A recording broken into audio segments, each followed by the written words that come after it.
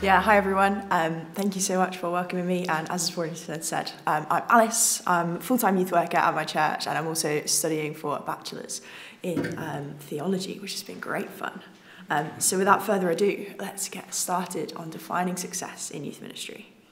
So as we go through life, right, our goals direct our activity. So every action that we take has some sort of a purpose driving it, like whether we acknowledge this or not. And so what this means that is in youth ministry, our goals, and then the things that we do to achieve those goals matter. And so what I'm intending to do today is to think about our goals, to think about that which we're aiming for, that which we might call success, and then in turn think about the activities that we do in pursuit of that success. And I think this is really important because we all face a danger point in every area of ministry where we can simply do without thinking about what we're intending to achieve. And what this leads to is our activities shaping our goals. But if we're going to stay on track for biblical success, we can't fall into this trap. We need to ensure that our goals shape our ministry. So today, the purpose of this is to take stock, to orientate ourselves well, and to think about what it means to pursue godly success in youth ministry. So this is going to be a presentation of two parts. I'm going to spend this bit of time drawing upon biblical passages to build up what I'm describing as a framework for success from the Bible. And this isn't like a single definition to be striving for. Instead, it's like a series of principles that we're going to use to shape our goals and our decision making. And then, once we've built up this framework of biblical success, we're going to translate this into a practical application. And the goal of that is to understand what it really means to strive for biblical success in youth ministry. One thing that I've particularly noticed, but not explicitly acknowledged, is I think there's a tension between biblical leadership and secular leadership.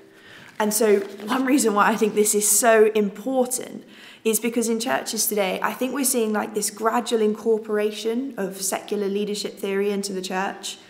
And now, in and of itself, I don't think this is a bad thing.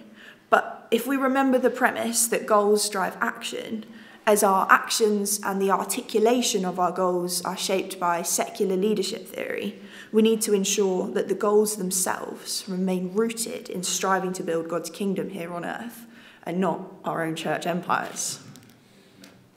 So the first parable that I chose to dwell on when creating this biblical success framework was the parable of the lost sheep. And the reason I chose this is because it contrasts so greatly to a secular worldview. From the parable, we understand who God is and how he leads and cares for others through the character of the shepherd.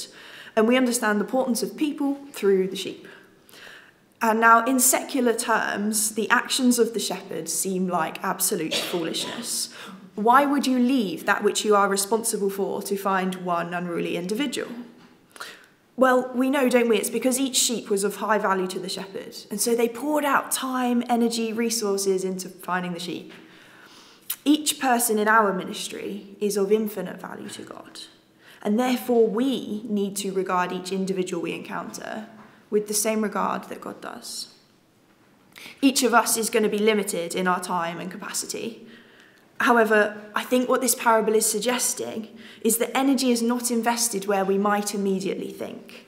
Instead, energy is invested in the pursuit of the individual. There's a level of perseverance and sacrifice implied in the parable by the shepherd. We don't necessarily know what the implications of the shepherd leaving the 99 are. But if we find and care for the one, it's going to be a costly endeavour.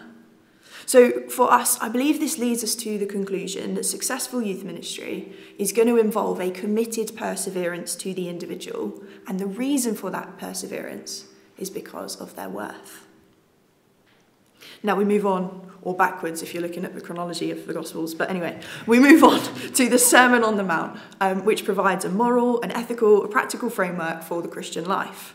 And in Matthew 5, verses 13 to 16, we're reminded to be salt and light to the world. Salt to give flavour, prevent corruption, and light to transform the environment that it inhabits. So in other words, followers of Jesus are to be distinctly different to the environment we're in, and we're to bring transformation to it. So equally, our ministries must be this way as well. It's so important. Youth ministry is not simply an interest club for people to sign up for, to enjoy for as long as they are so inclined before they get distracted or find something better. What is so central to the activity that we're pursuing, what we must be defined by above all else, is the unique call of the gospel. Youth ministry must be Christocentric first and foremost, centred solely around the cross and all that that means for our lives. But it's actually quite hard, because so often in doing ministry, we can get caught up in activity, meeting people, drawing people into what we're doing, that it's actually quite easy to drift away from what truly defines us. But success must be a ministry that is so obviously centred around the gospel that it's unmissable, because fundamentally, as Christians doing God's work, that's what we're about, right? So a resilient and Christocentric youth ministry is going to have the transition and character of the gospel at its centre. And an unsuccessful youth ministry is going to fail to put the gospel first and instead become just another club. So if our goal is to be Christocentric, as we're pointing people to Jesus, we're going to have a sense of expectancy that we're going to see a response to the gospel. We're not expecting everyone we encounter to come to faith, but for those that do, what does successful teenage disciples look like? Well, if we're looking for an example of spiritually mature youth in the Bible, perhaps as an illustration of success, I love the illustration of Shadrach, Meshach, and Abednego. In Daniel 1 verse 4, the three men are described as young men, so we can extrapolate. They're going to be somewhere between 13 and 20. And then we read in Daniel chapter 3, the three are given the choice, either worship the golden image, thus committing idolatry, or be thrown into the fire. The three stand firm in their faith. They refuse to commit idolatry, even though this potentially comes at the cost of their lives. They are so firmly rooted in faith. And even though there's only three of them, these boys demonstrate an importance of strong, biblical, positive friendships in a faith walk as they encourage one another and as they resist the power of the culture around them. Shadrach, Meshach, and Abednego, I believe, give us a model of what spiritually mature teenagers could look like. Our goal is for teenagers to have this resilient faith and have those positive friendships. So that is a general outline of a framework for biblical success. And as I said, this is really not a singular definition to strive for. But what I hope is that it's a number of premises that can help us shape our goals and also how we go about achieving them. I think we see in this list, these are things that we as youth workers are desperate for in our ministries. But they are things that are so easily lost in the busyness of planning the next Bible study, setting up for Friday night, making sure nothing gets lost, nobody's broken, or anybody gets injured. These are things that get lost in the logistics of ministry. And that's where I think we return to the danger point I mentioned at the start. When we drift away from aiming for biblical success, our actions start to shape our goals and not the other way around. For example, when we're so caught up in the planning and execution of a Bible study, success can become teaching the group everything you have planned, rather than applying God's word in a way that enables the young people to be that bit more like Jesus at the end of the hour than at the start. So, with these premises in mind, we're going to take a moment and look at what this practically translates to in youth ministry. So, firstly, a biblical framework for success is going to shape the identity of our youth work. An approach of committed perseverance means that the young person is going to be seen as infinitely valuable within a ministry, and young people are seen as ends in themselves rather than a means to an end. Mark Vernon did some research on pastoral youth ministry, and he describes a phenomenon of young people leaving the church because they feel that those in the church genuinely don't care for them. And this is what happens when young people are seen as means to an end, rather than that ends in themselves. Because the value of a young person is as a precious creation of God, of infinite worth, and most importantly, whom God has placed in our paths for a purpose. And so if we lose sight of this, a young person's value can become, within a ministry, a statistic to fill a numerical goal. And what that ends up doing is that we overlook that inherent worth. Consequently, youth who have perhaps more complex pastoral needs, perhaps don't seem to be making progress in their faith journey, they become a distraction to the fulfilment of numerical goals and are easily left behind as we look for easier young people to add to our books instead. But young people are not what youth workers need to achieve their goals. Instead, they are precious individuals that we are to care for, that we are to seek out, like the shepherd and their lost sheep. Youth are ends in themselves, having inherent value and a place within a youth ministry. And so practically, if they begin to drift from a youth group, time and energy is quite rightly spent in following up with them, because that's what committed perseverance to the individual looks like. Now, the biblical understanding of success within youth ministry as this committed perseverance to the individual in an uncompromisingly Christocentric way means that our youth ministry structures need to move away from being program and membership driven to driven by people and discipleship instead. When we do the familiar task of outlining a plan for the term in youth ministry, this is an activity that we're going to approach with caution, because it can so neatly lead to the fallacy of assuming that success within youth ministry is to have a consistent and optimistically numerically growing youth group where the members learn the information that is taught, reach the milestones that are set out each term. Planning is really important in youth ministry, don't get me wrong, but we want to be thinking carefully about what is taught, about how it is taught, and also about why that material is being covered. Because discipleship is so much deeper than a checklist of achievements each term. It's about exploring and understanding the gospel in the reality that the youth inhabit, and then thinking about how this gospel affects every part of their lives.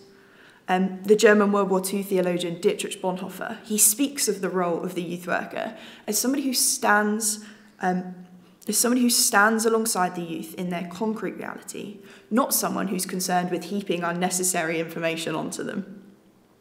Because all that in the Bible, and quite frankly a lot about the Christian tradition, is really important, but transmitting this information and ensuring that the youth have covered a certain amount of topics before they leave the youth ministry at 18, that's not going to be successful youth ministry. Instead, a discipleship-driven youth ministry helps young people to think and to question the outworking of what's being taught in their lives, and then translate that into a practical reality. So when we're reviewing a session that's contained teaching, success is not going to be limited to the young person recounting the memory verse when they come back next week. Although, believe me, that's a really good thing. But it's about hearing stories where that verse has helped them as they face challenges and been able to draw upon that scripture that's been faithfully taught throughout the rest of their lives. And so that means that success in youth ministry can't be measured termly, or even in the change in a youth that we might observe throughout their 7 years at secondary school. Instead, youth ministry is going to be primarily successful in an eschatological sense. Youth whom Jesus has chosen and appointed, who go on to bear fruit that will last. Tony Jones reminds us that discipleship is a journey that takes a lifetime to walk. And what this means is that as we strive for true biblical success in youth ministry, we're going to be doing so with the intent of helping young people to cultivate a resilient faith that lasts throughout their life. I love this quote from Mark Upton that says, "If anyone asks you about how your youth ministry is going, tell them you'll let them know in 10 years. The goal of a youth ministry is to cultivate in young people that resilient faith, to facilitate them in having a lifelong relationship with God that lasts long after they leave school, university, that sustains them throughout their time in the workplace, as they move location and church, that they can draw upon as life and circumstances change, and a faith that ultimately carries them into eternity."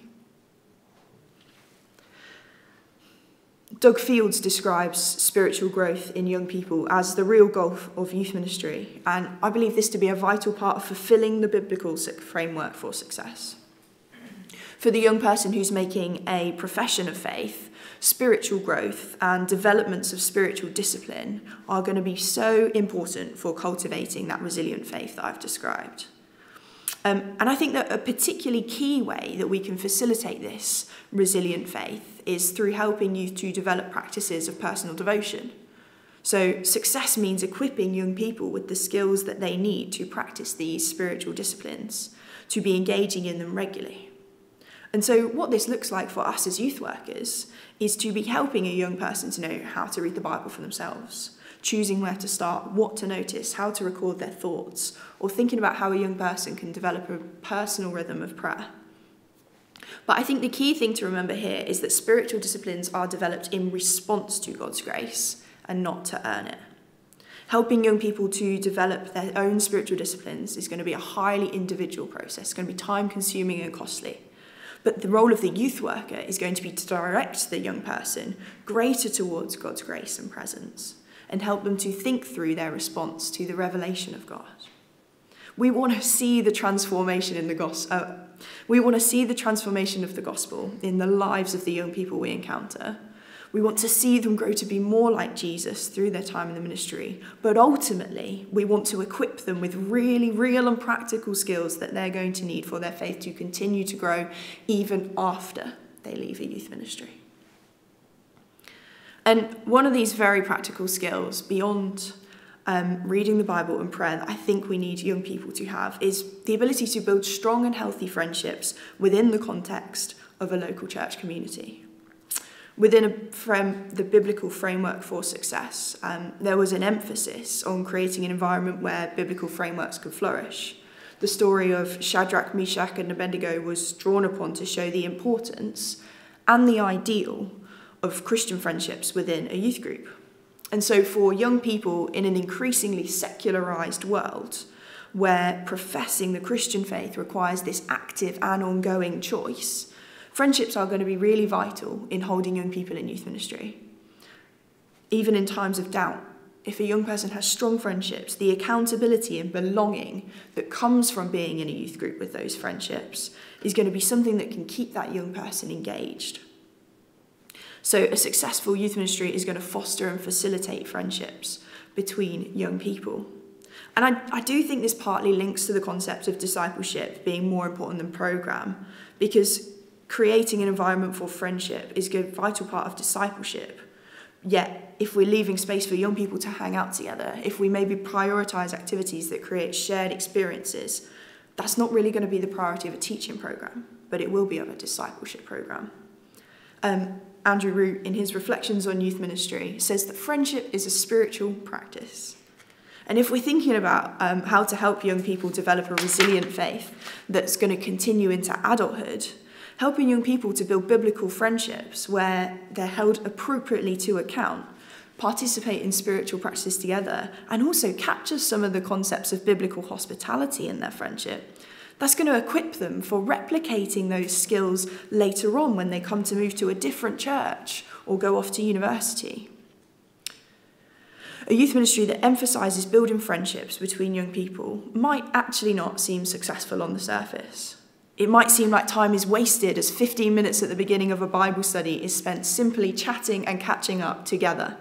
But this is in fact success because it fulfills the principles of helping young people develop spiritual practices and cultivating a resilient faith that will sustain them in their adult lives. Now, don't get me wrong, I get cultivating an environment for friendships to grow is important, but developing it to come to fruition is actually really complicated. Not all young people are going to get on with one another, and quite frankly, from experience, I found out we can't force them to be friends. Humanly, if we gathered together a diverse group of young people that a youth ministry is comprised of, we're going to expect this really quite awkward and dysfunctional group of people coming together who've got very little in common except age and the building they're in.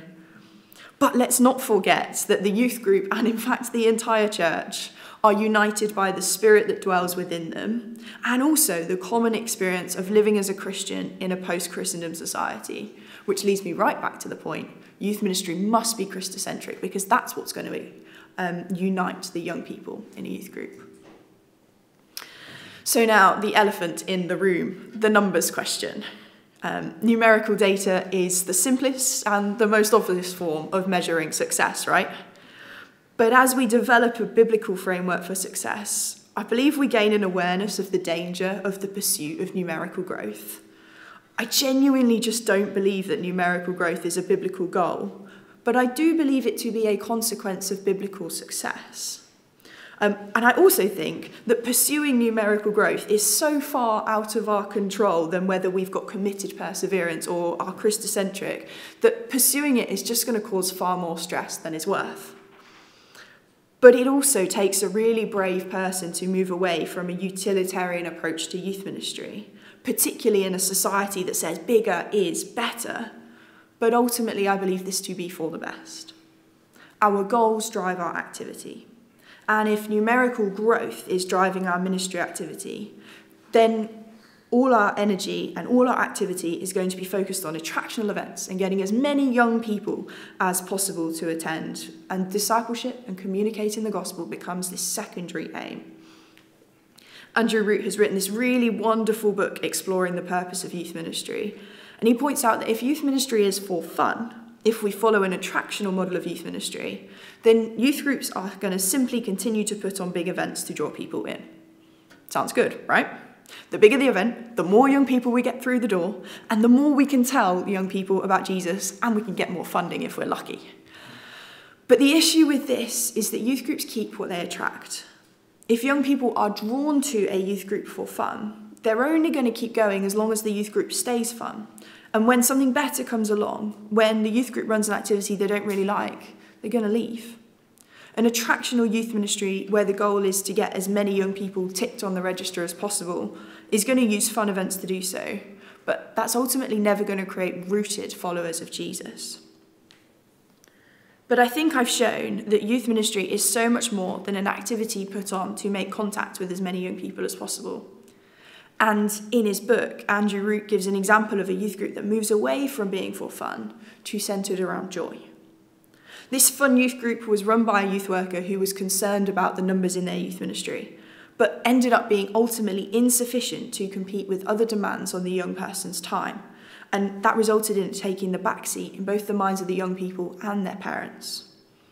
But when the youth worker moved into a youth ministry being centred around joy, this Christocentric community that for them was characterised by the sharing of biblical stories and people's testimonies, the number of young people attending the group did initially diminish for a time.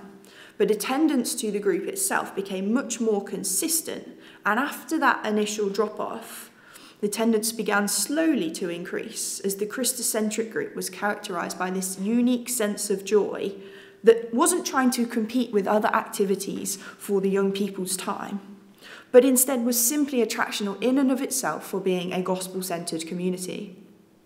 Now, I will admit, it's true. A numbers-driven youth ministry will probably see more young people through its doors each week. But it just doesn't create a resilient, lasting faith that the young people carry with them throughout the rest of their lives. And if we look at the model of Jesus, it was not to be attractional for attraction's sake, but to allow what he did and said to provoke a response in those he encountered.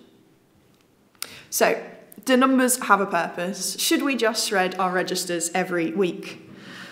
Well, goals drive our actions, and I've already said I don't believe it to be biblical to have numbers as our goal. But I do believe that our registers and the numbers that we track can be really informative in fulfilling the goals in youth ministry, even though they're not the goal itself. So, 3 reasons for this. Firstly, I think tracking the attendees of a group is going to reveal trends in attendance, and that allows us to shape youth ministry around the specific behaviour of those young people in the communities we serve. For example, if attendance is consistently low on the first and last weeks of a school term, you might change your activity to reflect this, maybe meeting in a coffee shop for a more intentional gathering. Attendance of a group is also drops off over exam times for many young people. So it might be during that period we have a greater length of time spent just socialising, with young people having a space to download and decompress, rather than trying to teach into their poor, overloaded brains. Numbers should not dictate our ministry, but I think they're really helpful in helping us shape a group as we plan, prepare, and discern to lead each term. Secondly, I think numbers reveal to us whether a group is still meeting a need. If we're able to trap a drop-off in young people, that can help the youth worker to reflect on whether it's time to stop the group, maybe permanently for a season, or change the time, day, or focus of a group. But equally, consistent attendance throughout academic years can encourage the youth worker that they've chosen the right day or time that works for a particular group of youth at perhaps a specific school. And lastly, I think numbers help us to consider the demographic of the community we're serving. Numbers ensure that we're representative of the communities we inhabit. For example, if we compare the attendees of a group to the schools they attend, it might just reveal to us that there's a whole group of young people that we aren't reaching. So to create a successful youth ministry, I think we need to use all the tools available to us, but we can't let those tools override the call of God onto the ministry. So as I come to a close, what I've done is come up with 3 questions that I think is helpful to ask about our youth ministries that I think summarise what we've discussed and help us to keep track with biblical success. I think the biblical framework for success is just simply an articulation of every youth worker's heart for young people. But I think this is something that is so easily lost in church culture and busyness. And so taking stock to reorientate ourselves through asking these questions keeps us on track and stops our actions dictating our goals. I think they should come up on the screen. Sorry. Yes, awesome. So I think asking these 3 questions is going to help keep us on track, and it's going to stop those actions dictating our goals. If we ensure that we're equipping young people to follow Jesus as a lifelong endeavour, not just getting them through the other end of youth ministry, if we're valuing every young person as an end in themselves, and if we're keeping the gospel at the heart of all that we do, I don't believe we can go far wrong. Thank you.